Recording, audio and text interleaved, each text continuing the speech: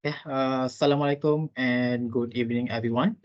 So thank you for joining our online webinar for today, especially Associate Professor Dr. Mazlina Mazza, our postgraduate coordinator, lecturers, students, and all the participants.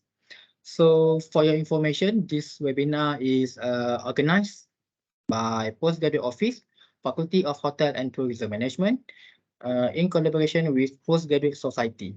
So my name is Muhammad Zulmi, and I will be your moderator for today, and I'm also a part of Postgraduate Society Committee. So before we start, let me introduce you to our speaker for today, which is Dr. Ahmad Abdul Rahman, Deputy Dean, Academic Affairs of Faculty of Hotel and Tourism Management. So the topic that been brought up today is about qualitative research. So I believe for those who are keen to conduct their research using qualitative method, this is a great and beneficial session for you guys. So this session will take about 1 hour, and question and answer will be conducted at the end of the session. So if you guys have any question, you can leave at the chat box. So I think without further ado, let's welcome our speaker, Dr. Ahmad. The floor is yours, Doctor.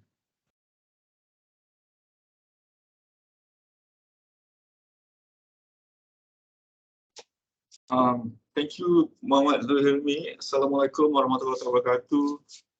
Salam sejahtera and a good afternoon to everybody.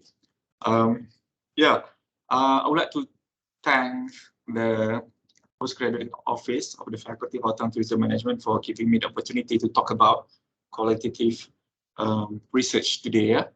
So how many participants do we have here? Okay, it's okay. Never mind. Welcome to the participant of today's webinar. Okay, so let me share my presentation.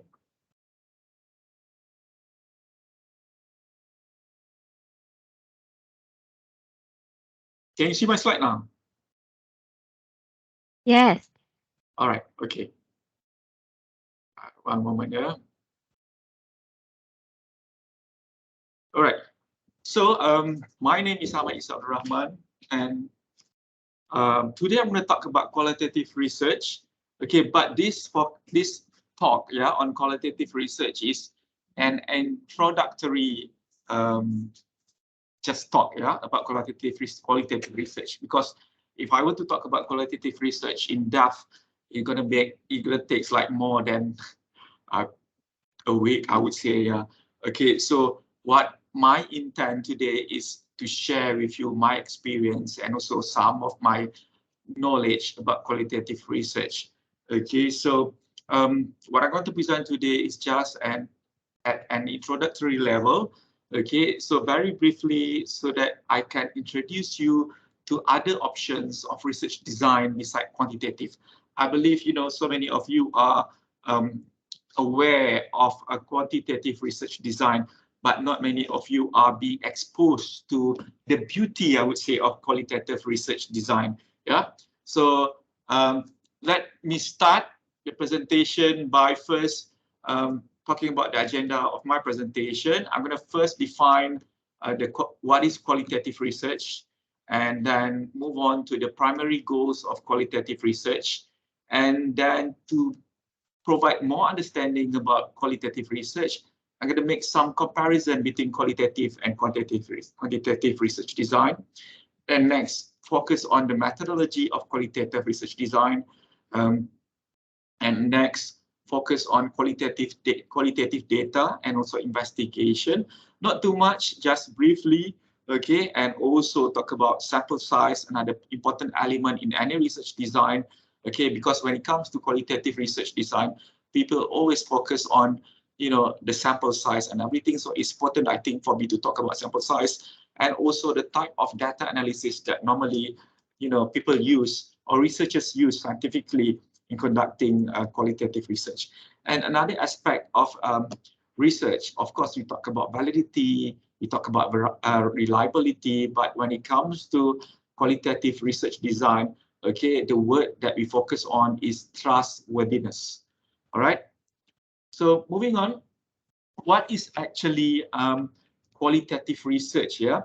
So this is actually a combination of definition from Creswell, Popmace, and also Danzig and Lincoln.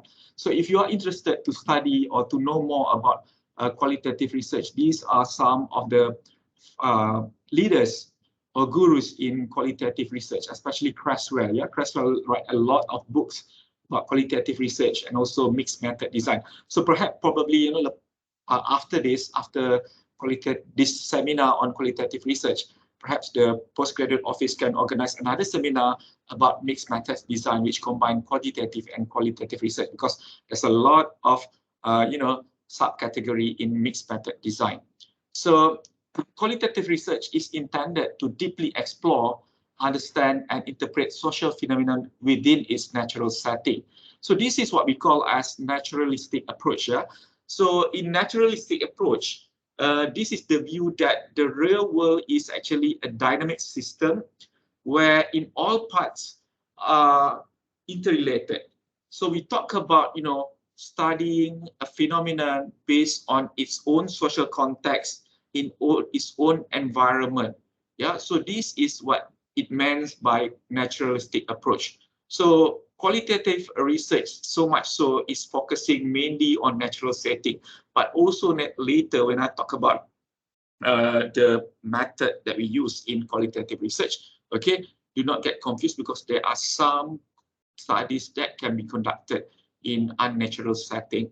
But the main focus here when we talk about qualitative research is to provide deep understanding about social phenomena. Okay. All right. So the primary goals of qualitative research mainly is one, as mentioned just now, to give meaning, yeah, to describe, to explain, and most important, to provide an in-depth understanding of what is happening, okay, on a specific phenomenon or about your subject of interest, your investigation, okay. So these are some of the goals of qualitative research. We talk about one, yeah, we talk about exploration, yeah. So in qualitative research, yeah, when we talk about exploration, we try to find patterns and also themes, things that occur, okay, not only one times, but in several times, yeah. And we also talk about hunches. In this instance, when we talk about hunches, we talk about feelings, yeah. So in the discourse of, for instance, sustainable hospitality business, what are the common patterns or themes, yeah, that people talk about when it comes to sustainable hospitality?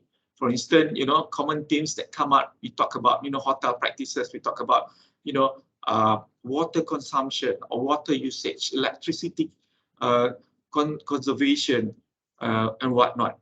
And another thing is about, you know, to explain, description, yeah? The explanation of information, which we focus on finding, you know, deep insights and also to provide details.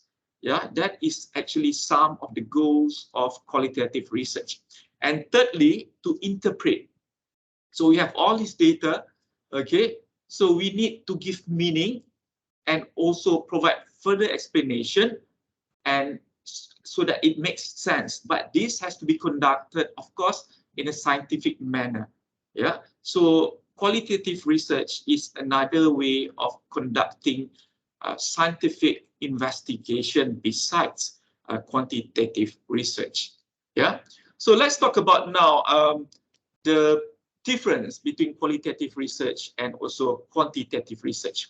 So while quantitative research is focusing on quantifying, yeah, on, for instance, frequency or magnitude, as in the slide just now, the focus of qualitative research, as I mentioned just now, is on exploring meaning or in experiences, yeah, of individuals, of group of people, of a community, whatnot. So qualitative research is based mainly on constructivism and also interpretism, in which the process of this emphasizes on the active role of the researchers itself, yeah, in building understanding. That's why if you are interested in conducting qualitative research, you have to immerse yourself in the phenomenon, okay, in the literature of the things that you are trying to investigate.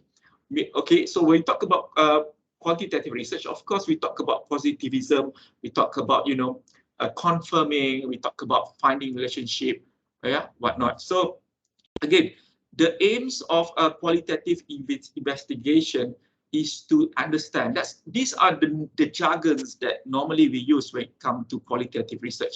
We talk about understanding, we talk about describing, we talk about discovering, rather than to predict, to confirm, and to test hypotheses or research question as in the quantitative research. So in this instance, the researcher plays an important role in qualitative study. Because you know what? Because the researcher is the instrument. So we talk about the data collation. In qualitative research, the researcher itself is the instrument that is responsible to move, okay, other sub-instruments such as interview sessions. So the researcher must be the master, okay, the master of the knowledge in qualitative research. Therefore, yeah, as a qualitative researcher, one needs to have the credibility to conduct investigation such as interview or observation.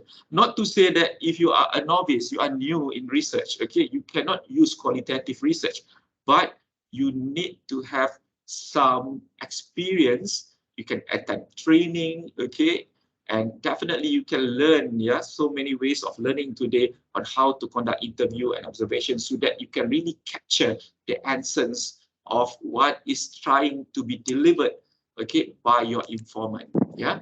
So of course, when we talk about quantitative, the instruments are mainly surveys, tests, and definitely nowadays we can use, computers, we can use, AI and whatnot to conduct our investigation or to collect our data in quantitative research.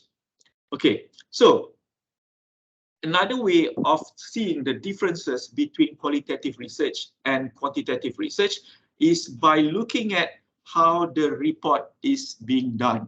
Okay, so let's look at the report. Normally, okay, we talk about 5 basic chapters. Yeah? Chapter 1, chapter 2, 3, methodology, 4 and 5 conclusion. But normally, I would just like to explain that it is not necessarily to have 5 chapters in research. Particularly in qualitative research, it could be more than 5 chapters. It could be up to 7 chapters or more, depends on your type of study. But I'm going to focus on the 3 chapters that gives significant differences between, qualitative and quantitative research. In chapter 1, okay, normally in qualitative research, we can find verbs such as to explore, to deeply understand, to discover or unravel. So these are the essence of qualitative investigation and can be seen in the aims and objective of the research. Yeah. So in quantitative, on the other hand, we use the word quantify to validate, to examine relationship and whatnot. Yeah. So these are some of the jargons that you need to be aware of when you are writing in qualitative investigation and when you are conducting qualitative research.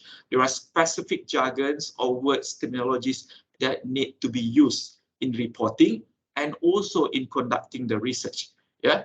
So in chapter 2, while quantitative literature is focusing on addressing the variables theory, yeah, sufficient theory to support the development of framework and also hypothesis for your study. Okay, in qualitative study, chapter 2, the literature review is focusing on addressing the concept. Yeah, so therefore, in qualitative research, it is not necessary to have a theory. Yeah, because some, for instance, in particular, yeah, if the researcher is using a grounded theory, okay, they have to start everything from scratch.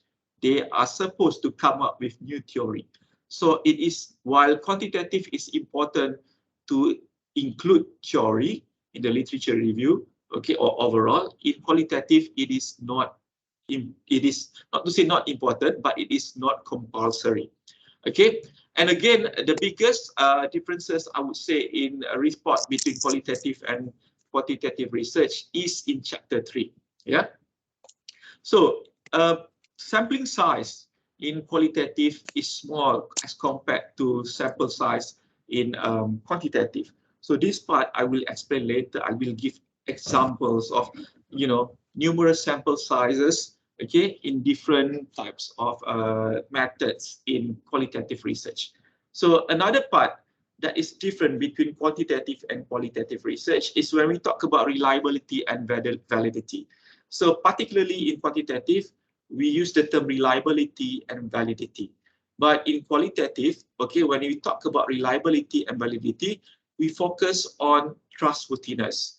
Yeah, so the credibility, the transferability. So these are actually the same thing with reliability and validity in quantitative, but slightly in different manner. We use different terminologies. Yeah, so we don't have pilot task actually in qualitative investigation, but what we do, okay, in qualitative investigation is that before the actual interview, if you are using interview, you researcher normally use familiarization interview, okay. But in quantitative, of course, okay, because before the actual survey or whatnot, okay, pilot test is the pre-testing that needs to be conducted. Yeah. So more chapter 4 and chapter 5 is not much different, but however, you know, the content is of course different.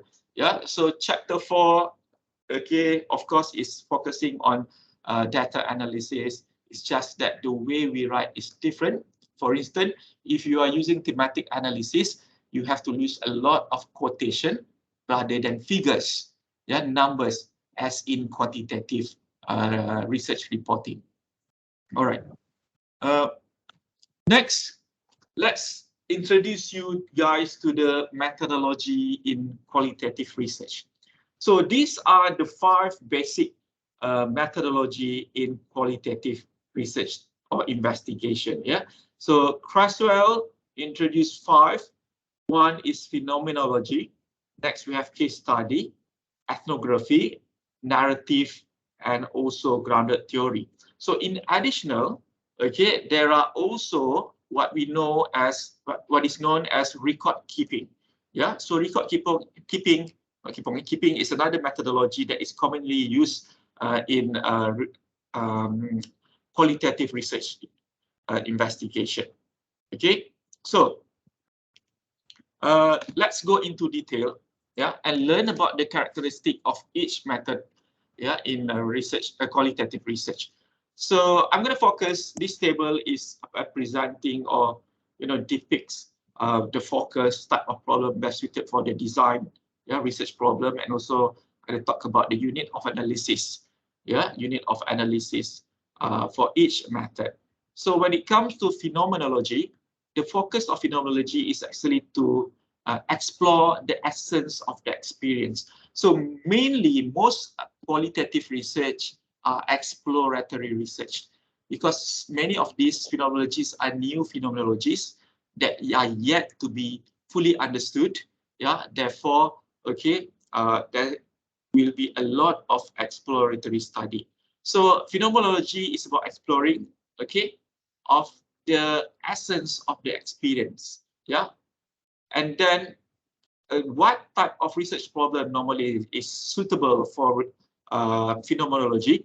Okay, we talk about a research problem that needs to describe, you know, the essence of what is happening, you know, the current recent phenomenology, and we normally use or study several individuals that have shared this experience. It depends, yeah. So focusing the unit analysis mainly individuals, not one individual, because we talk about phenomenology, we talk about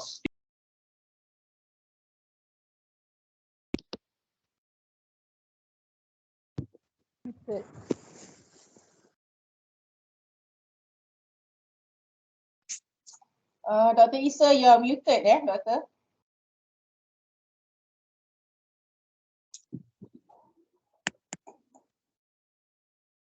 Still mute.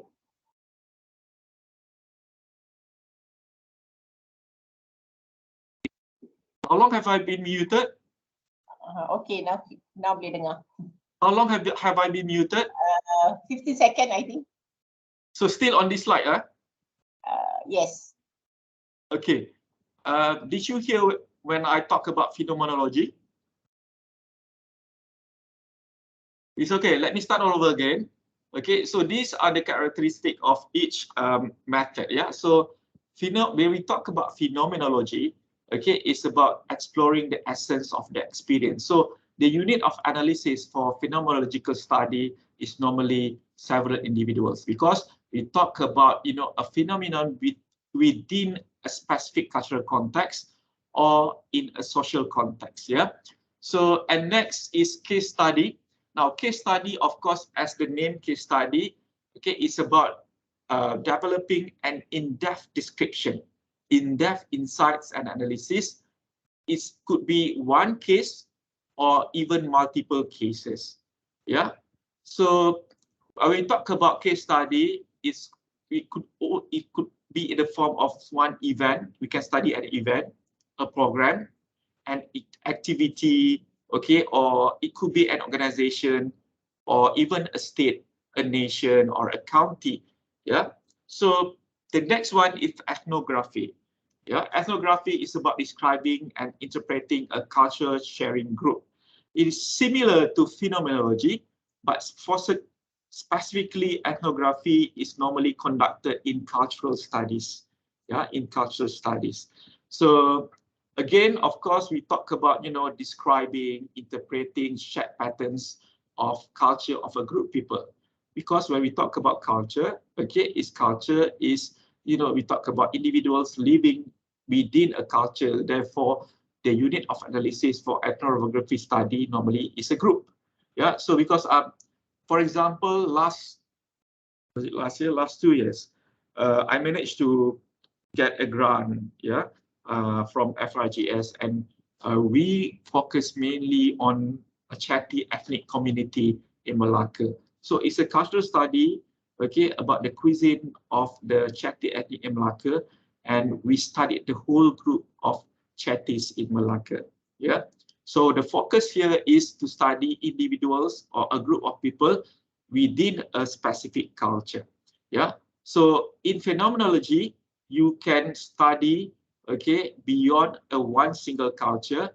Yeah, in a bigger social context, you could study, you know, individuals in different areas, setting, dan sebagainya lah. Right. Another types of qualitative research method is narrative. Yeah, so narrative is focusing on exploring the life of an individual, specifically individual. Yeah. So what we need to do, okay, is to tell stories of individual experiences. Therefore, because this is a narrative, the unit of analysis is normally, okay, is either one individual or it could be more than one individuals. But of course, exploring or focusing on the life experience of that particular individual or individuals. And the other one is grounded theory. Yeah, right. So of course, the name grounded theory, okay, means you need to focus on developing a new theory, which derives from the data, the raw data that you gather from the field. Yeah. So the theory is developed based on the views or perception of your informants. Yeah, so the unit of the analysis, okay, for grounded theory, okay, could be in the form of a process, action, or interaction, which normally involves many individuals. Yeah, many individuals. All right. So next, I'm going to talk about the qualitative data. What types of data, okay, where can you get your data from? Yeah, so in qualitative data, okay, we can gather our data through several ways. One is interview, and then we have focus groups, we have observation, and also document. Yeah, so document in particular is related to record keeping that I mentioned just now. So let's go into detail. Now, the first one is interviews. Yeah, so interviews could come in various forms. We have structured interviews, unstructured, and also semi-structured interview.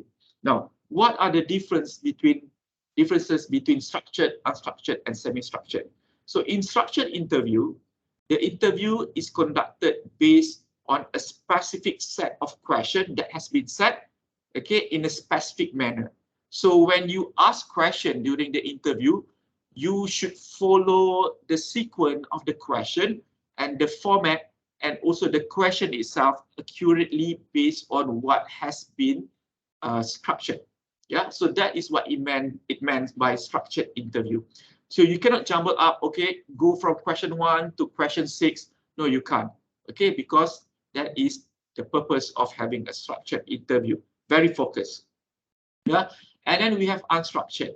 For unstructured interview, it is not necessary for the interviewer or the researcher to come up with a specific question. So they need to use their knowledge based on what they have conducted or studied in the literature review, based on the knowledge that they acquired. Okay, they need to come out with, you know, an instant question, or, you know, question during the interview itself. And then we have semi-structured. So semi-structured is actually a blend between structured and unstructured. But semi-structured, we do have, you know, a set of questions that has been formulated, such as structured, but it is not necessary to follow the sequence of the question for semi-structured interview. And for semi-structured interview, okay, you can ask probes if new information arise during the interview. Yeah, so probes mean here is new question or small question in relation within the context of the actual main question. Okay, so these are new questions which you can ask or arise, yeah, during the interview itself. Yeah, so those are the differences between structured, unstructured, and semi-structured interviews. And then interviews can be conducted in many forms, in many ways. One of it is, of course, face-to-face interview. Yeah. So what happens when your interviewee is, you know, located in different location? For instance, you know, you are focusing on studying the differences between the Malay culture in South Africa, the Malay Cape Town, and Malay in Perth, Malay in Malaysia, or in Christmas Island. Therefore, you know, if you don't have the means or resources to travel, you could conduct your interviews via online, yeah, virtually. You could also conduct using telephone, yeah, and also email, yeah, email. So, well, it depends also on the types of informants or your interviewees, okay, whether they are more, you know, familiar with telephone, email, or virtual. So, for instance, if you are conducting an interview, you know, online, perhaps with interviews at a different location in another country where the internet connection is not that good, not that good. Okay, so the best option is actually to conduct either through email or telephone. Yeah, or perhaps you have informants that are not able to speak eloquently. Yeah, so the best way is to conduct through email. Yeah, your interview. So these are, you know, some of the options that you can use when it comes to conducting interviews. So we talk about interviews, do not restrict yourself to face-to-face interview. Yeah, unless, okay, unless you are doing a content analysis or discourse analysis where you need to tap on your facial expression, you know, on your body gesture, whatnot. Therefore, you need to conduct either using face-to-face or online virtual interview. Yeah. So again, it depends on your types of study. Now, this is actually the interview process. 9 processes. The first one is to identify the interviewee.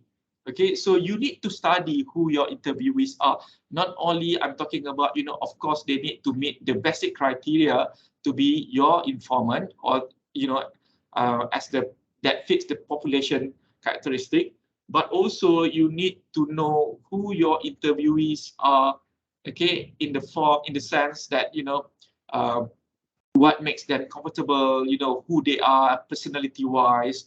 Okay, are they the type of, you know, informant or individual who love to talk? Okay, because when it comes to interviewing, okay, interview process, there are a lot of challenges. Okay, such as you need to know how to stop your interviewee.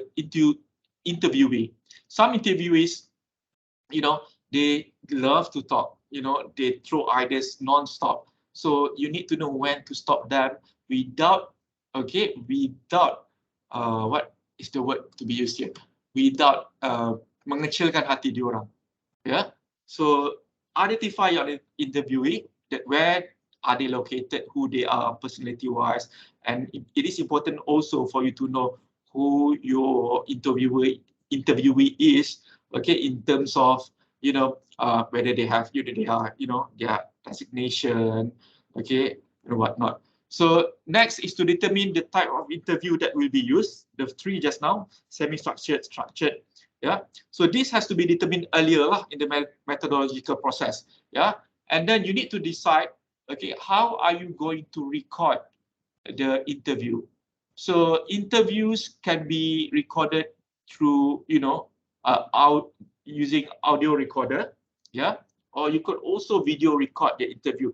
But again, it's important for you to get permission, consent from your interviewee. Yeah. This is an ethical process, and it is an important process. Yeah. So before you start the interview, you need to explain. Yeah. You need to explain about your research, your study. Yeah. And then get consent from your interviewee to proceed with the next step in the interview. Yeah. Although the session is audio recorded or videotape, okay, with video recorded, you still need to take brief note during the interview. Okay, this is especially important. Yeah, when, you know, because, you know, sometimes accident happens. Okay, sometimes, you know, your audio recorder, you know, kaput, rusak, and everything. So you need to have plan B. Yeah. So talking about plan B, okay, if you are audio recording or video recording, you have to make sure, okay, your interview, you have to make sure you have extra batteries.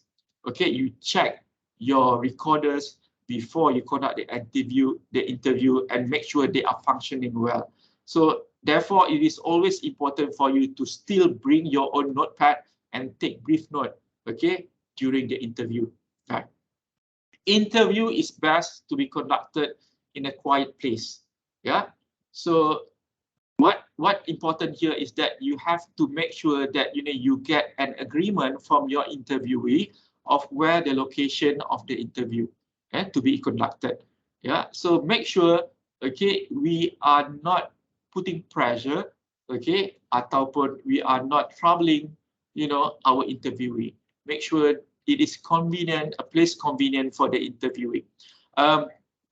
Of course, sometimes, you know, it is much easier to conduct, you know, interviews in public spaces. Yeah, especially if you don't have office.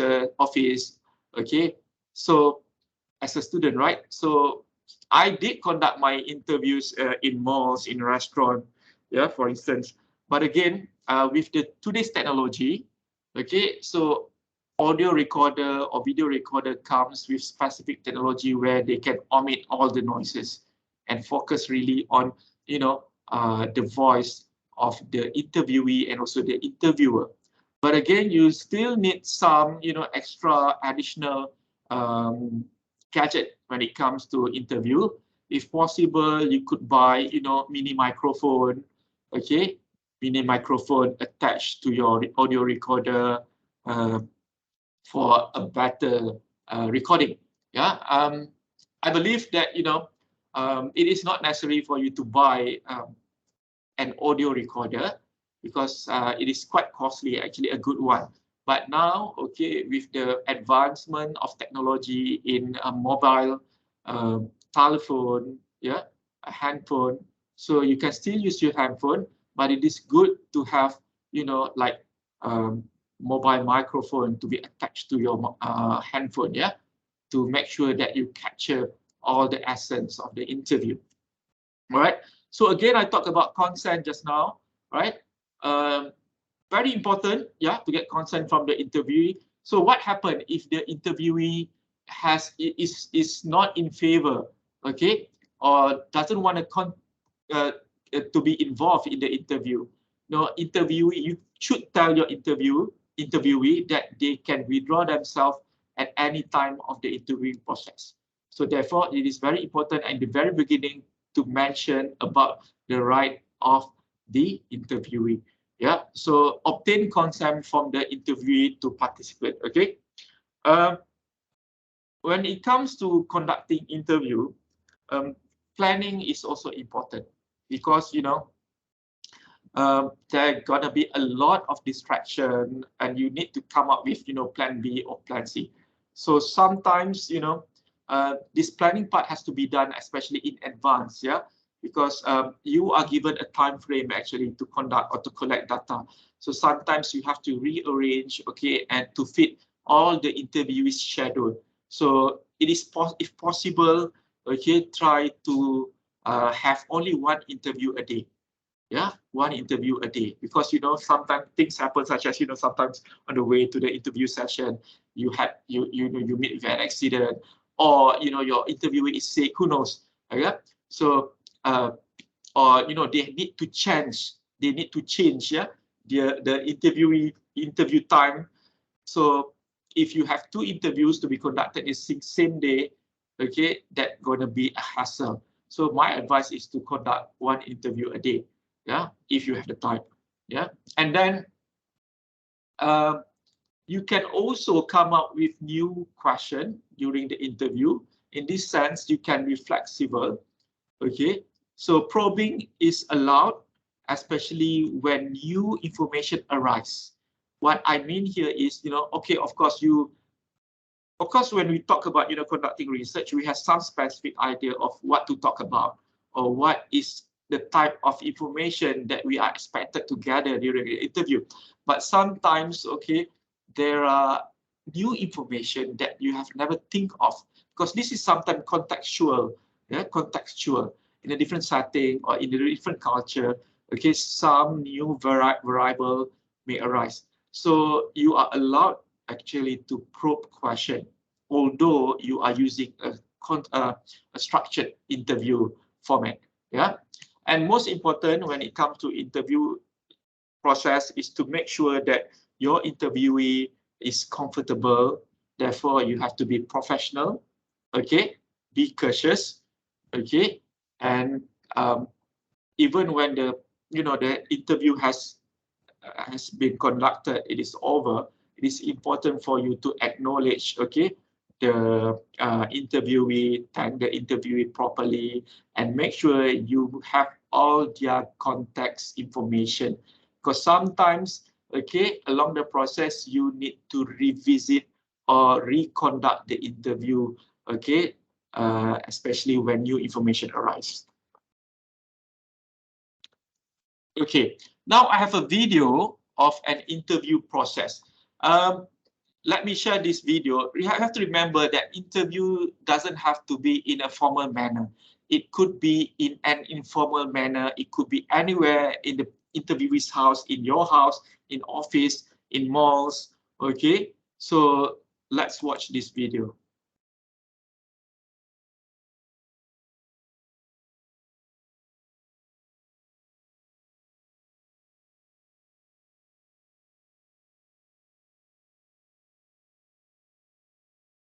One moment, I think I need to.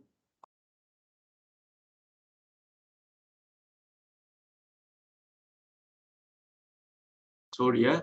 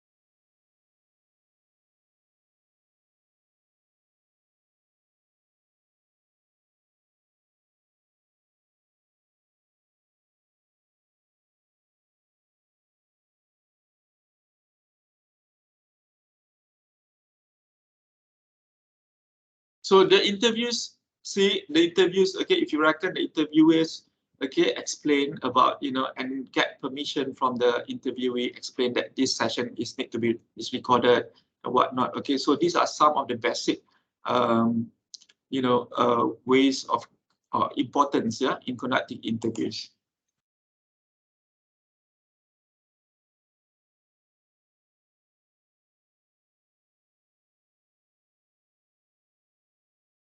Yeah, so consent form needs to be, needs to be presented to the interviews. Sorry, doctor, but we cannot hear the sound. You cannot hear the sound? Yeah. Okay. Sekejap, how do I go about? Let me check. Maybe I could. Tadi memang tak dengar langsung ah? Memang tak ada suara langsung.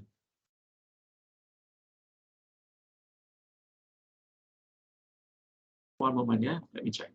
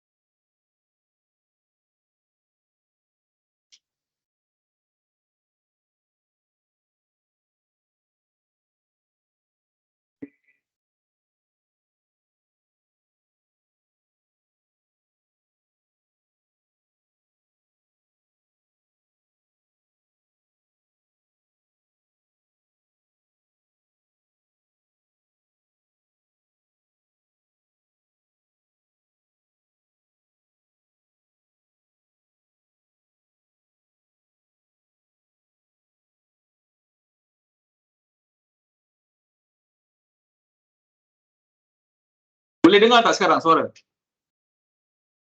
Guys? Guys, can you hear the... Tak. Still tak ada, doktor. Belum.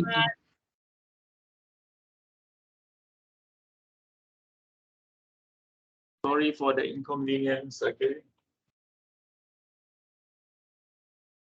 Can you hear it now?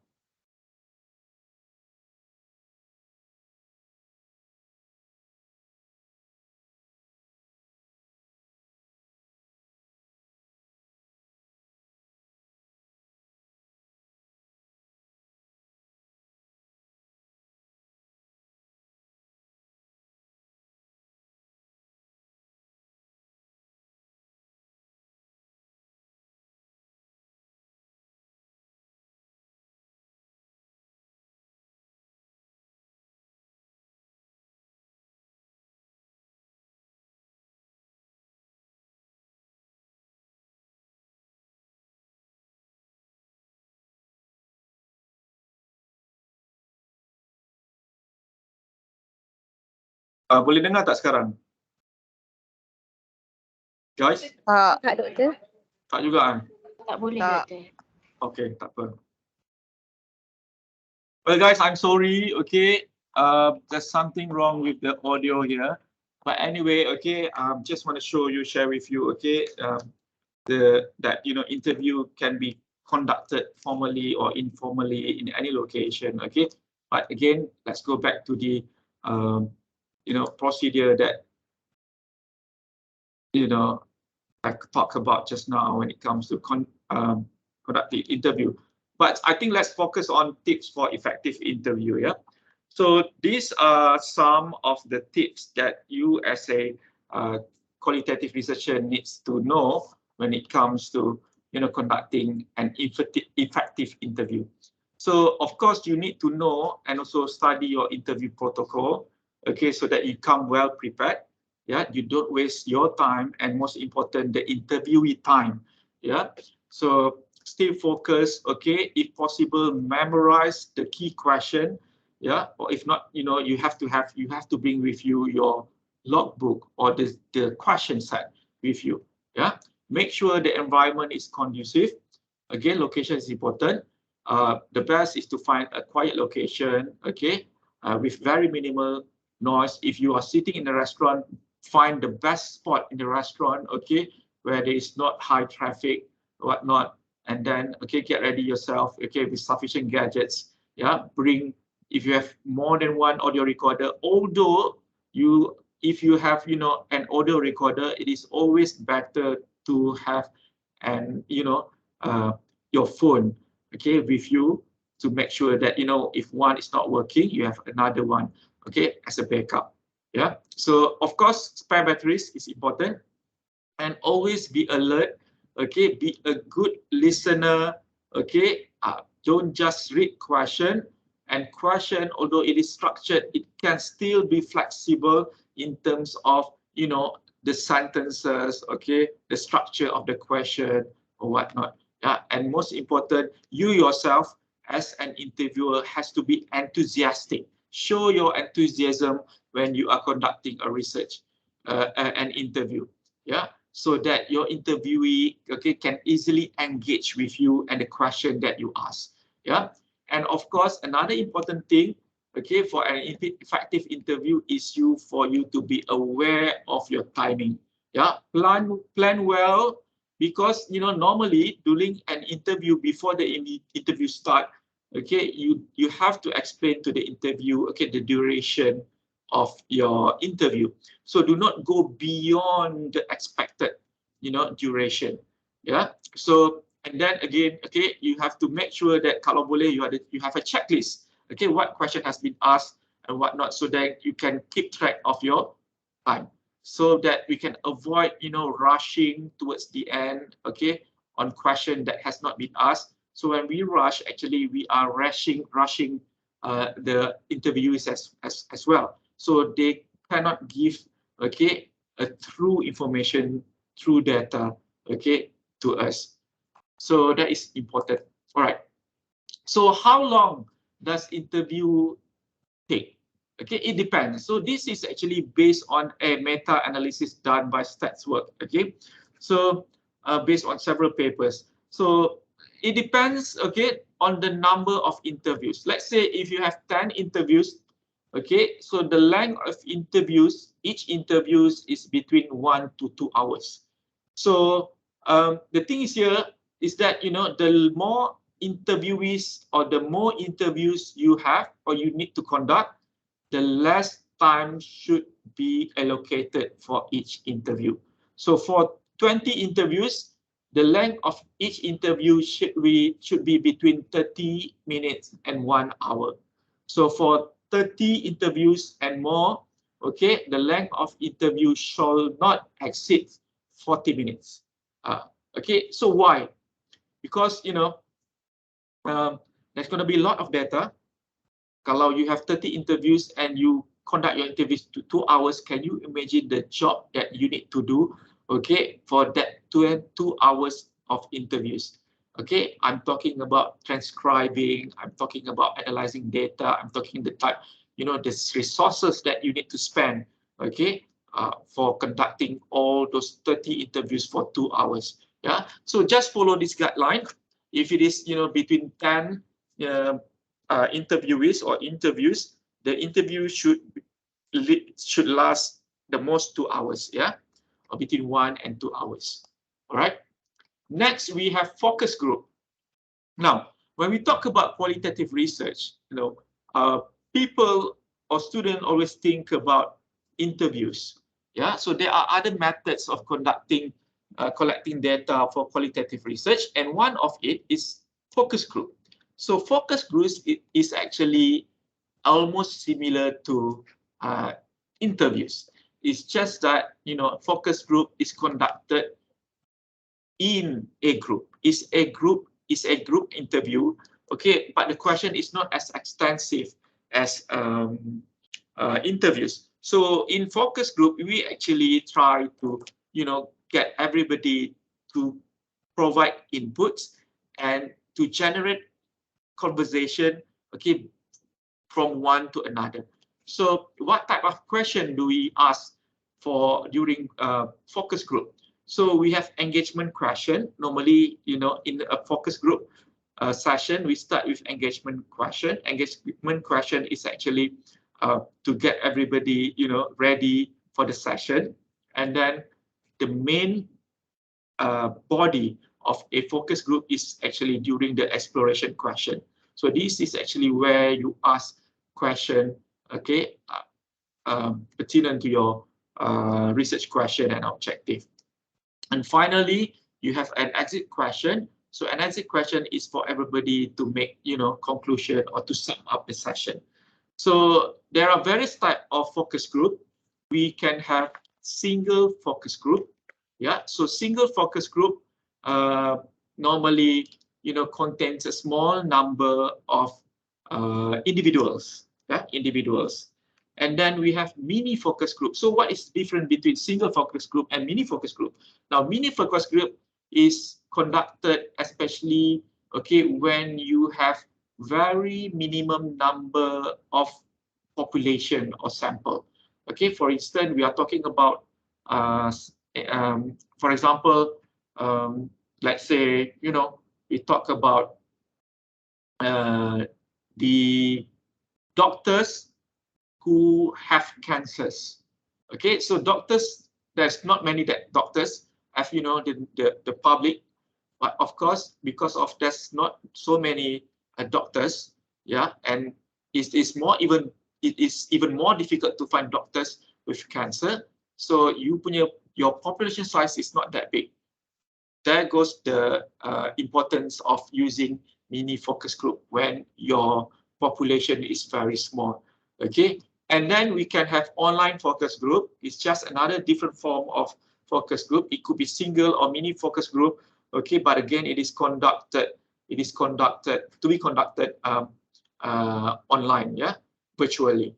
And then we have dwelling moderator focus group. Yeah, so in dwelling moderator focus group, we have more than one moderator. Okay, so you can have two moderators. Okay, so it could be, one moderator is sending one question, different question, and the other moderator conducted different set of question, or could also the other moderator is just, jotting down notes and everything. So instead of one moderator, we have two moderators or more in dwelling moderator focus group. Yeah. Okay, so this is an example of focus group. It is also a video actually, but unfortunately, you can't hear the audio, yeah. But again, let me just play a bit, so that you can get the gist, okay, and of focus group. Yeah. So in this case, this is a single group, single focus group. Okay, there's only one moderator. Yeah. So the setting is of the focus group, yeah, depends. Yeah, you could have it in a big room or a small room, or informally like this, conducting a focus group while providing them with lunch or food, whatnot. Yeah. So yeah. Again, just like interview, you have to start the focus group with some information about the session itself, about your research and whatnot, and also it is important for you to get consent from the participants. Yeah.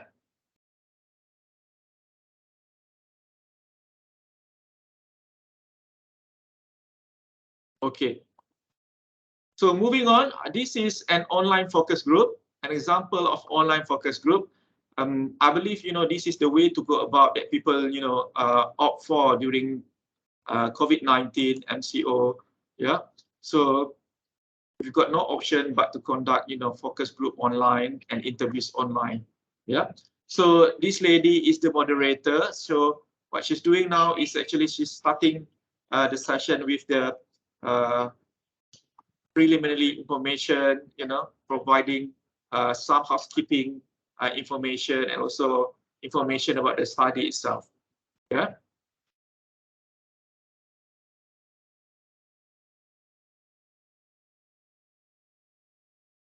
Okay. All right. The next method, is observation. So we have two types of observation, three types, sorry. We have participant observation, we have direct observation, and also indirect observation. So participant observation is conducted in a natural setting. In a natural setting. So of course, when it comes to direct observation, it's also conducted in a natural setting. However, in indirect observation, we conduct the observation in an unnatural setting, such as, it is in the form of video recordings, a video footage, pictures. These are some examples of, types of observation that can be done. So observation does not mean that we should conduct the observation in the actual setting, not necessarily. But again, it depends on the type of study. So it depends on the objective your study. So when it comes to studies such as ethnography, whatnot, ethnography is normally conducted in using a direct observation in a natural setting. So this is actually a video, an example of participant observation. This video is private pula. So I give you an example in participant observation. So the researcher becomes part of the context system. So you need to be part of the observation, meaning, so much so that the subject being studied is not aware. It could be that they are not aware of your attendance in the setting, or this is in a natural setting, meaning they will not be affected. The behaviors of the informant will not be affected by your you being there. So what most important is that if they are aware that you are there, sometimes you need to inform that you are there to observe. You have to make sure that you are accepted, as part of the culture. That's why in some studies, especially ethnographical study, one has to be immerse himself or herself in the culture, such as they have to wear, the cultural attire or speak the language of the subject being studied. So that is an example of participant observation. All right, and then we have this direct observation. Now you can use technology in direct observation, such as video footage or audio recording. But the one advantage of doing a direct observation is that you don't have to be there, and people are not aware that you are there. So your attendance there, or you blend with them, so they are not aware that you are there, so they won't be changing their behavior and whatnot. So that is actually the aims of direct observation. All right. So this is indirect observation. Normally, it is taken place in a natural artificial setting. For instance, we talk about conducting an observation in laboratory. So many of actually TV programs, TV programs such as all these what we call as not lifestyle program. I can't remember what's the name of the program. So such as Big Brothers, these are actually a type of indirect observation. Some of it is actually a scientific study. So people are placed in a specific location, in a laboratory in particular, and we observe how they behave in that particular setting. So it could be a direct, like a live session where you watch the video, or you are in a different, like macam in a room where you have a mirror where they cannot see you. So or it could be conducted in a laboratory specifically. You put your CCTV, and you study them live, or you could also study them, observe, like using video footage after the event has occurred, through photos, for example. So these are examples of indirect observation, but not normally conducted in an unnatural artificial setting. Yeah. Okay. So the next one is actually, qualitative data can also be obtained using documents. So in this instance, we are talking about secondary data. Okay, secondary data. So what sort of document?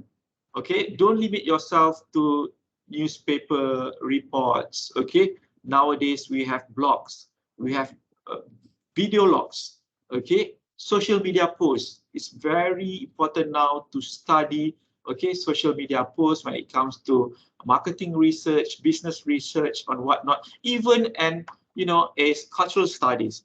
Yeah. So for instance, if you want to study how your customer react to a new menu, you can actually conduct an investigation by studying, okay, their review on social media. Yeah. So this is another way of collecting data. So do not only focus on, primary data. We could also use secondary data. Yeah. And other than that, many qualitative studies involve studying videos, visual, okay, and also photos. Yeah. So these are some of the ways of conducting or collecting qualitative data. Yeah. And other than that, some studies also focus on, such as psychological studies. They also collect data through diaries, logbooks, and also videos. Yeah. And if you are interested in conducting food studies, or food sociological studies, okay, ataupun ethnography studies on food, you could also focus on recipes, recipe book, yeah, and also magazine which contain food magazine which contain recipes. For instance, you want to capture or you want to investigate the development or the evolution of recipes of laksa. Yeah. So look at how laksa was in the 1930s until now, how laksa has changed over the time. Yeah. So this is the time when you use document in collecting your qualitative data. All right. Having said that, in collecting qualitative data, actually you can use several methods, not only one method. Okay, it is better if you could combine, okay, different methods such as, record keeping, document study. You can combine with observation and also combine with interviews, okay, and interviews or focus group for you to gain more information. And another way of putting it, this is what we call as triangulation. Okay, and triangulation is an aspect of trustworthiness that is important when you talk about qualitative investigation. Yeah. So by having several, types of research method, yeah, approach in conducting qualitative research, you actually, providing, assurance of the validity and reliability or trustworthiness in this instance of your study. All right, moving on, let's talk about sample size. Yeah, so this table is a simplified, okay, approach in determining the sample size for qualitative investigation. Yeah, so the meta analysis has been done by stats work based on several studies.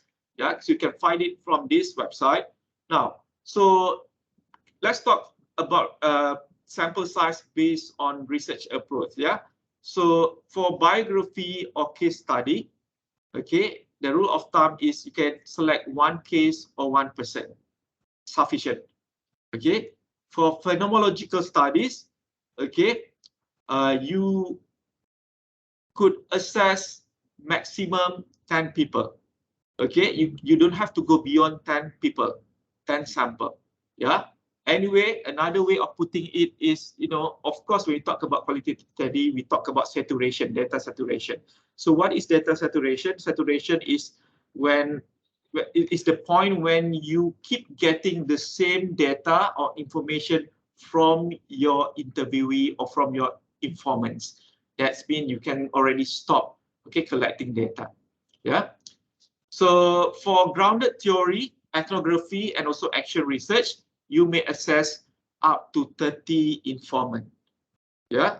So typically, it has been studied that maximum 30 is the average for you to reach saturation, data saturation. Yeah. So don't go beyond that. Right. If we base on data collection method, that was just now based on research approach. Now it's based on data collector method. So if you are using interview, and you are interviewing key informants, yeah, key informants meaning here these are the main source of information, okay, important informants, yeah.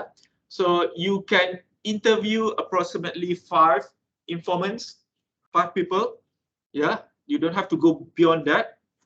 If it is an you are using in-depth interview, okay, approximately around 30 informants interviewing. And then if it is a focus group, how many individuals should be included in the focus group? So for each focus group, you can have up to 10 informants. Yeah. And then if it is an ethnographic service, yeah, you could select a large and representative sample. Okay, lebih kurang, you know, the numbers is almost similar to those in a quantitative study. So there is actually no limitation lah. But of course, you have to think again about, you know, your resources, your timeline, and whatnot. Yeah. All right. So now let's move on to qualitative data analysis. So let's meet the analysis. We have 5 main analysis. We have content analysis, we have narrative analysis, discourse analysis, thematic analysis, and also grounded theory.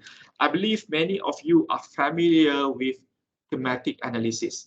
So beyond thematic analysis, there are other types of qualitative data analysis. Yeah, so let's go into detail. So let's start with content analysis. Yeah, so content analysis is actually almost similar to thematic analysis. It's just that, you know, content analysis is more detailed and you can quantify your data. Yeah, so that's the beauty of content analysis. So we talk about content analysis, we talk about, you know, examining and quantifying. Okay, we look for certain words, subject, we look for concepts, okay, image or video or even audio messages, okay, and transform this qualitative input into quantitative data. What I meant by, you know, quantifying is that you could, in your reporting, you could say like, you know, there are 30 mentions of these particular subjects. So quantifying means, okay, you could use mode, for instance, yeah, mode, yeah, jumlah besar, yeah, to strengthen your analysis. Yeah, so the more numbers, the bigger the numbers, quantity, okay, the stronger, okay, the data is for you to use it. Next, we have thematic analysis. Yeah, so thematic analysis, I believe many of you is familiar with thematic analysis. Okay, the thing with thematic analysis is that we are supposed to find patterns, occurrence, reoccurrence, okay, of a specific, you know, patterns. Yeah, so analogically, when we talk about maybe, you know, okay, you are planning to have your own wedding, so the theme is like pink, yeah, pink. So you have to make sure that, okay, you have elements of pink, okay, in your wedding concept, such as, you know, the clothing, the attire, wedding attire, maybe, you know, the pelamin, the gift, yeah, the invitation cards, pink. Only then you can say that you have a pink theme wedding. Yeah, so it's about patterns. Yeah, so thematic analysis help to identify, analyze, and interpret pattern, yeah, or themes. Okay, this is discourse analysis, something that is not very familiar. So what is discourse analysis? Okay, now discourse analysis normally involves an in-depth examination of any written, it could be written, it could be spoken, verbal or non-verbal, sign language, or even visual sign language, yeah, in context. So normally discourse analysis are used across multidisciplinary, such as especially in linguistics, because we are talking about understanding the meaning, the underlying meaning in the spoken language or even sign language. Okay, it's in linguistics or in sociology, especially in media studies, history, anthropology, and more. Yeah. So an essential part of discourse analysis is actually to examine the language itself, the language words within a particular social context. So you have to tap on the vocabulary, on grammar, the gesture, the facial expression, because we talk about semantic, okay, semantic, yeah, language technique and whatnot, yeah. All right. So next we have narrative analysis.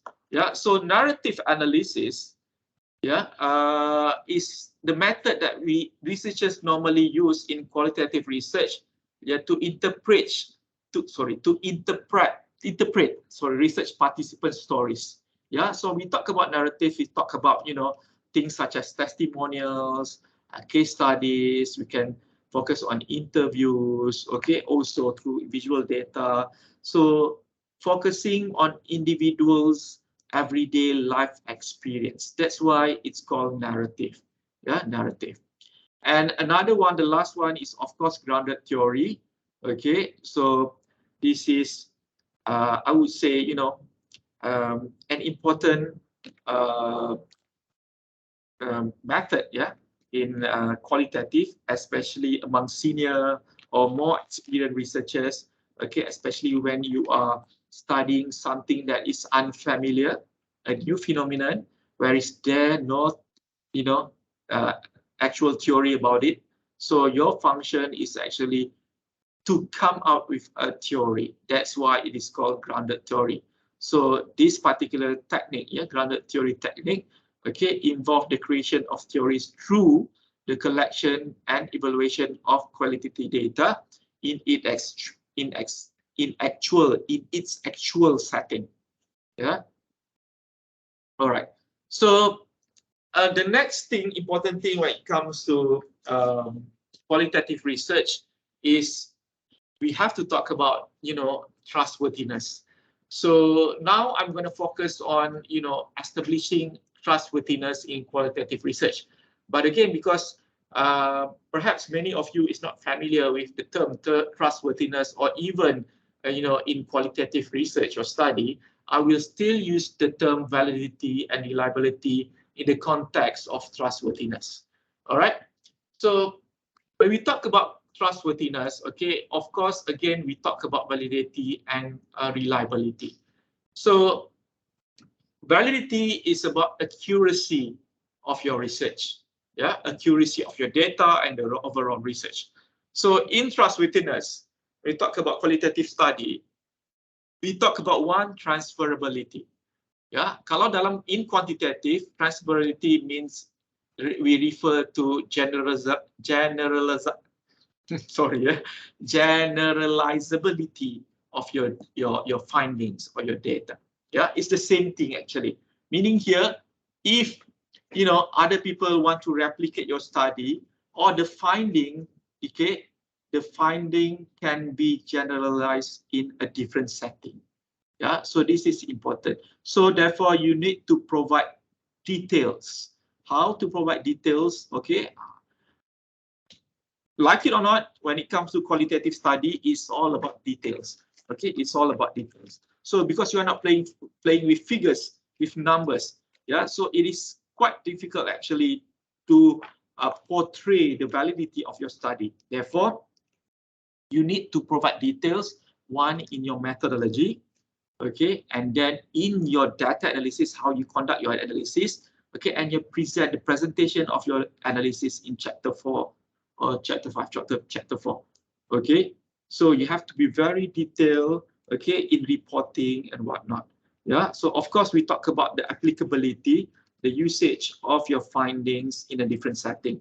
And then another important point when it comes to trustworthiness in qualitative research is credibility in relation to validity. Yeah, credibility. So to make sure that your research and your findings is credible, it is important that you be rigorous in the techniques and methods that you use. Yeah.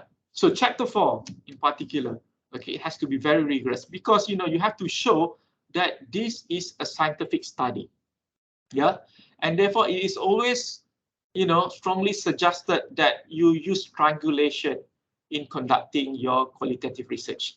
So having said that, I would suggest that rather than depending on one type of data such as an interview, you could also include or enhance your data with other types of data such as focus group or maybe record keeping or observation. Yeah, but never mind, you can still stick to one type of data, but again it has to be written in a rigorous manner. Yeah, and also when you talk about credibility, we also focus on examiners especially. Examiners, when they examine a qualitative research, they are looking into the credibility of the researcher, not all, of the researcher. How do we portray that we as a qualitative researcher is credible in conducting the research? Okay, so you have to equip yourself with the knowledge and you have to immerse yourself in your study. Yeah, so especially during the Viva process, you should be able to portray or defend yourself, and answer the question, articulately, during your Viva session, to reflect that you are responsible for your research, that you are the master of your study and you hold the knowledge within yourself. Yeah, so that is the importance of having credibility in qualitative research. Another important element in trustworthiness of the qualitative research or the validity part of it is ethical procedures. Yeah, so that's why nowadays, you have to go through ethics committee before you can conduct your data collection, right? But actually, this process has been done so many years. Has been there for like decades. Yeah, these ethical procedures. Yeah, even when I did my PhD last time, I went through the same process. Yeah, ethics committees, application, ethical procedures. So we talk about ethical procedures. We talk about data collection, the procedure itself. You have to make sure. You get consent from your interviewee, from your informants. You go through ethic committee ataupun ethic application. Get ethic approval from ethic committees. Those are very important. And also we talk about the research design itself. Yeah. So for instance, you have to make sure that you get the right sample population. For instance, if you are conducting a research on meals, intake among students, school pupils, primary student, you have to make sure that you put down all this consent from the parents and whatnot, in your research design, so that you follow all the ethical procedures and requirement, because it reflects on the trustworthiness of your study. And also another important element is your data storage. Yeah, so anonymity is very important in research, particularly in qualitative research, because we are talking about life experiences. We talk about the thoughts of individuals, raw data and whatnot. The way you store your data is very, very important. Actually, during the ethic process, you need to declare declare your plan when it comes to where you want to keep your data and whatnot. So these are the information that are needed, and you need to inform your informant, your sample, where you keep the data, what you're going to do with the data, and get consent from them to publish the data and more. Yeah. All right. So still validity in qualitative research. okay, there is several methods that you can employ to ensure trustworthiness in terms of validity. One method is employing moderator. Okay, so the purpose of employing moderator is actually to make sure that you are not biased. Sometimes, of course, we are human beings, we tend to be biased, right? So another thing is that, have to make sure that your informants are not your friends, so that you're not biased. That's another thing, right? So one method of, providing validity to your qualitative data is by employing moderator. Yeah. So beside you as an interviewer or a moderator for focus group, for instance, you can employ another individual to be part of the process, data collection process. All right. So a moderator could also be in the form, okay, he or she is responsible in moderating the data collected. So they help in analyzing the data, so that they can analyze and make sure there is no biasness and the actual data is reported. Yeah. So it could be one during the interview or focus group process, the data collection process itself, and the other one is during the analyzing of the data. Yeah, and also reporting the data. Next, we have triangulation. I talk about triangulation, okay, to conduct research using multiple approach, methods, and also perspective, okay, using the different methods, multiple methods, okay, to collect data, okay. And you could also use multiple individuals to analyze the same data. Yeah, so these need to be reported in your thesis. Yeah, so it will definitely increase the validity, the trustworthiness of your study. Yeah, so if possible, include multiple individuals in analyzing the data. And then we have respondent validation. Now, respondent validation is the process, okay, ataupun some call it, yeah, like if I'm not mistaken, yeah, back-to-back checking, yeah. So after you've collected the data, okay, two ways, okay. One is after you collected the data, you transcribe the data, okay, and you return the transcript to your informant and ask the informant to check whether this is accurate, especially when you are using a different language during the interview, and then the reporting in a different language. For instance, interview was conducted in Malay, but the reporting is done in English. So you have to make sure the translation is accurately done within the context of the informant. Okay, and another way of doing respondent validation is for the respondent to be supplied, or informant to be supplied with the finding, with the report, and make sure that, okay, the reporting and also the findings is done accurately based on what have been delivered by your informant. Yeah, so this is also about testing the initial result. Yeah, so these are some of the methods that you can use, okay, to increase the validity of your qualitative research. All right, so we talk about validity, okay, and another part of trustworthiness in qualitative research, of course, we talk about reliability. So reliability is about consistency. Yeah, consistency. All right, so to ensure consistency, reliability of our data, is important for the researcher to have a constant testing and comparison of data. Yeah, so you have to check and recheck, check and recheck. And sometimes in qualitative research, you have to go back to the beginning, the earlier process.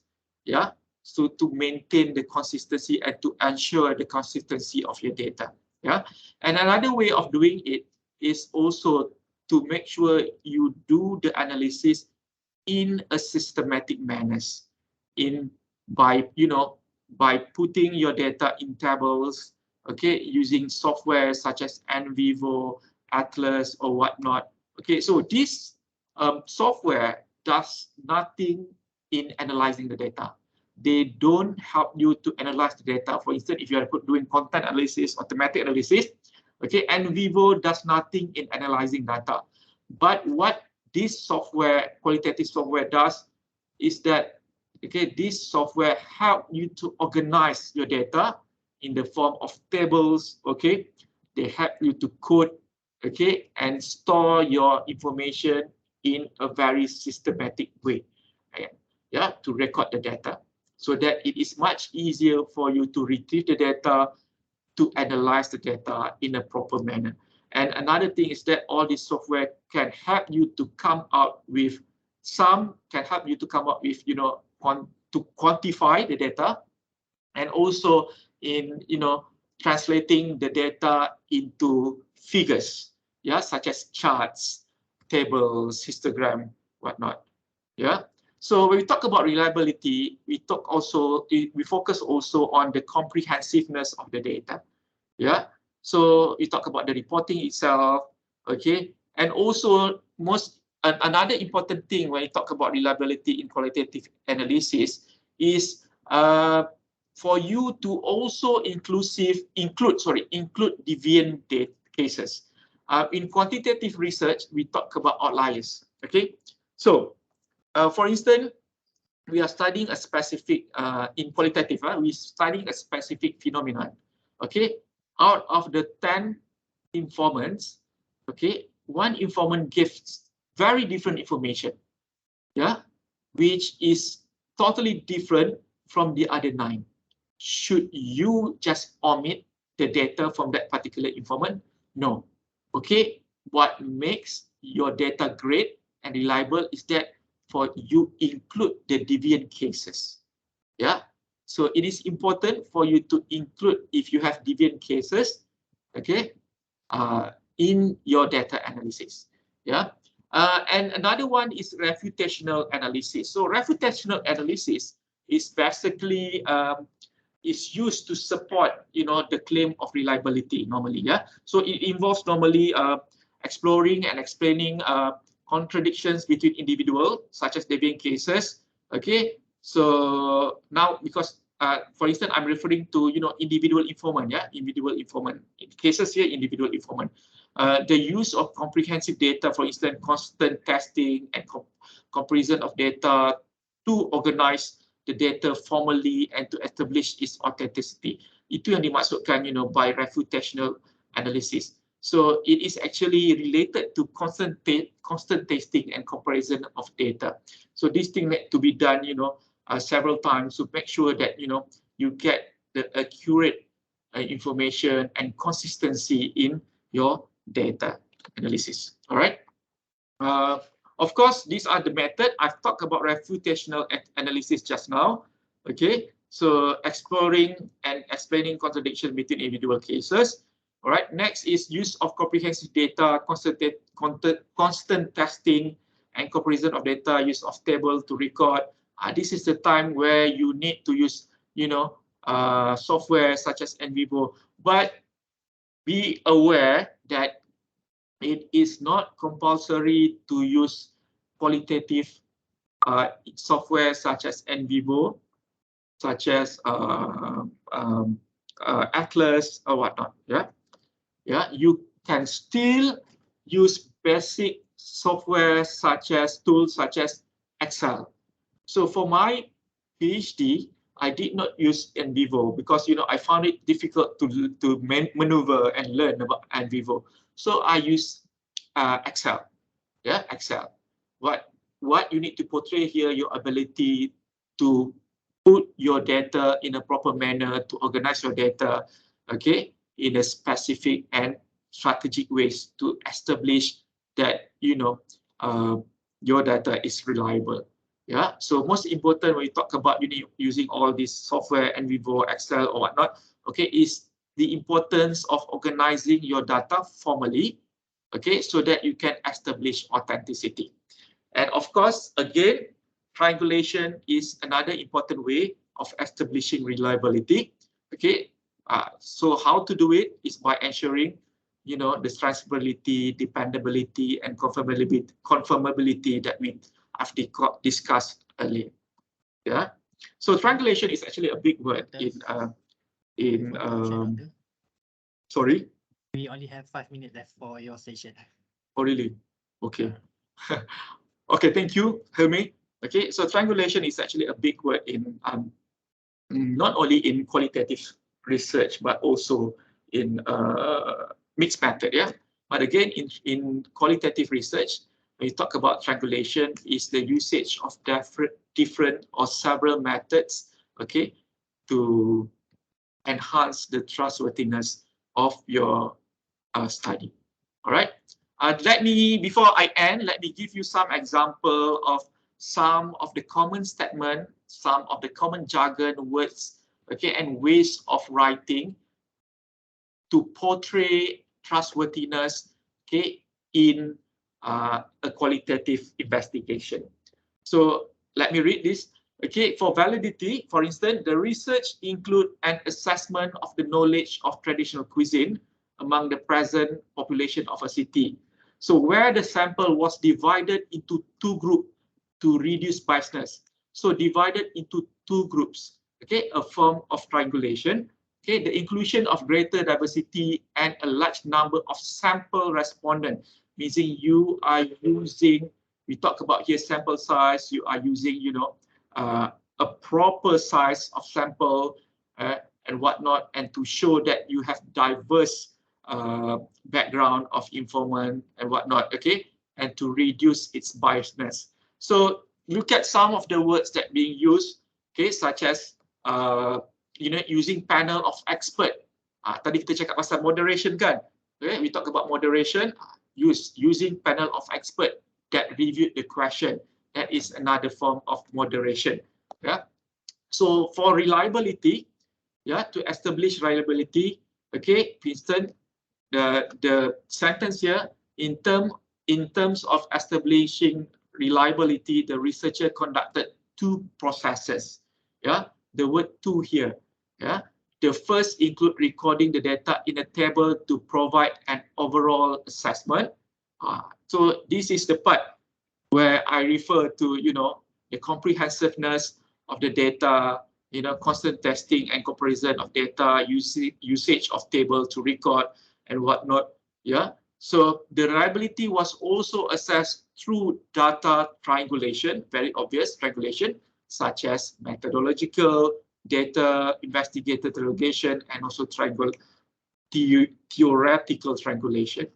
So again, just like quantitative investigation or quantitative research, you have to make sure before you embark on your study is for you to familiarize with, the style of writing, okay, the terminologies, okay, the way of reporting of that particular design that you are about to embark. Okay, you need to prepare yourself because there is certain ways of conducting, a specific types of research design or using a specific type of research design. Definitely quantitative, yeah, and qualitative is different. Yeah, the requirement is different, the reporting is different, the methodology is different, okay, the data analysis is different. So, okay, before you start, I would advise, my advice is before I end this session, before you start with your research or your study or your investigation, go to the library, okay, read a specific type of thesis, okay, according to the type of research or investigation that you are going to commit and embark on. Yeah, so that you can learn, okay, what are the essence of each research design. Okay, and with that, I thank you for listening. Okay, sorry for taking your time. Okay, and as I mentioned just now, actually, to talk about qualitative, even quantitative research design, yeah, or qualitative research, you definitely, it is impossible to explain everything in 1 or 1.5, even 2 hours, yeah. But I hope, you learn something from this session, and, at least, yeah, this has opened your mind on, engaging in qualitative research, yeah. So broaden your scope. There's so many types of research design, okay, nowadays, okay, especially when there's a lot of new phenomena, okay, new things coming up. Okay, so it is actually interesting to broaden your perspective when it comes to research design. So one of it is, why not try qualitative research design? Yeah. So thank you so much again for joining this session. I pass the session to Zulhilmi. Thank you. Okay, thank you so much, Doctor, for the great session just now. So I will proceed with the Q&A session. So, Doctor, there have a few questions in the chat box. The first one is from Kijah Jani. So, I'm developing design criteria of event space booking platform preferred by event planners. Is it correct to use? Pelan sikit, Hilmi. Plus, Saya tak dengar. So, okay, I'm developing design criteria of event space booking platform preferred by event planners. Is it correct to use qualitative method to collect the data? Should qualitative method followed by quantitative to reconfirm the result? I'm developing design criteria of event space booking platform preferred by event planners. So this is tourism study, yeah? That's correct, Doctor. Okay. So should qualitative method followed by quantitative reconfirm to reconfirm the result? Okay, now, yeah, I would say yes. There's no problem of using qualitative research design in conducting your study, yeah, because you can actually use content analysis, for instance, okay, for you to collect your data. And of course, if you are talking about generalizing your data, okay, you can then, after qualitative study, you can pursue another study, which is, quantitative study, to like generalize your study into the bigger population. No worries. Yeah. Thank you very much, Doctor. Welcome. Okay, Doctor. The second question from Quratul Ain.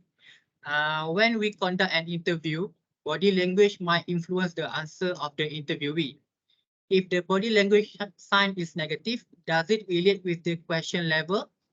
Maybe the question is difficult or confusing. Another question, does it give impact to the quality of the result from the answer given? Okay. So the answer is it depends. Okay.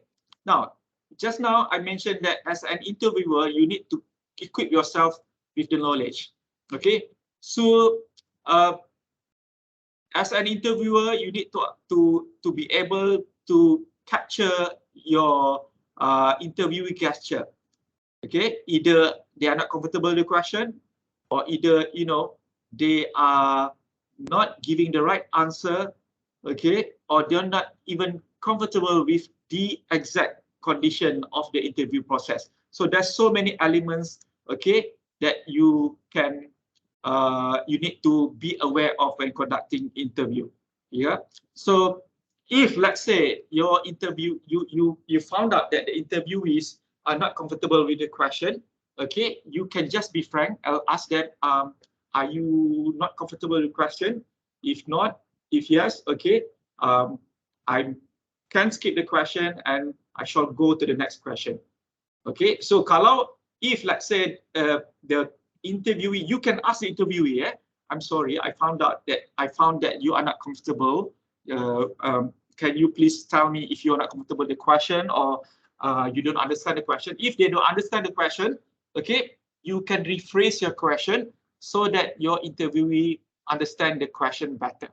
Yeah, but in a different context, it depends on your study. I'm talking about reporting, yeah. So let's say you are focusing on, you are doing a psychological investigation, where all this body language, even hunch, ataupun sound that they make, facial expression that they make is important. Okay, do not interrupt. You record everything, because that is part of the data actually. Yeah. Okay. Did I answer your question, Quratul Ain, Shaira? Doctor, thank you. Sorry, any question? Another question? The last question, Doctor, from Datin Putri Julie. Uh-huh. For focus group, should there be an impromptu question? how will that affect the approval of the ethics committee since the original question was submitted earlier? Oh, okay. Now, yeah, sometimes as I mentioned just now, sometimes along the way during the interview or during focus group, you know, a new information arise. Okay, a new information arise. As long as the information and the question is not a sensitive question, you can continue with the session and come up with a new probe. Yeah, anyway, you don't have to worry. Nowadays, because the session is recorded, like audio recorded or video recorded, okay, if there is a question or, you know, arise from the session, okay, you can still use the recording and bring it up to the ethics committee. So no problem. I believe, you know, as a researcher, you are able to capture which question or issue or new information is sensitive or not. Okay, thank you. Welcome. Okay, thank you, Doctor. And I think there is no more question. So before we end the session, may I ask everyone to open your camera for photo session? And Doctor, can you stop share the screen? Oh, okay, sorry. How do I stop sharing? One moment. Oh, stop sharing, sorry. Okay. So everyone open the camera, please?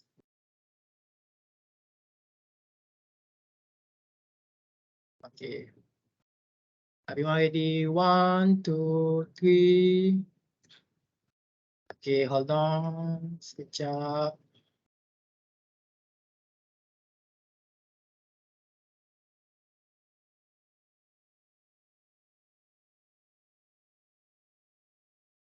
Okay, another one. 1, 2, 3.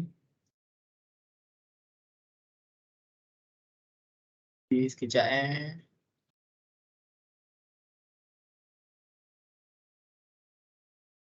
Okay. All right, have a good weekend, everybody. Okay, I think that's all for today. And please don't forget to scan the QR code for your attendance and e-certificate, or you can click at the link that we provided at the chat box. And again, thank you for joining with us and have a good day, everyone. Thank you, Helmi. Thank you, Doctor. Thank you. Bye. Thank you. Bye.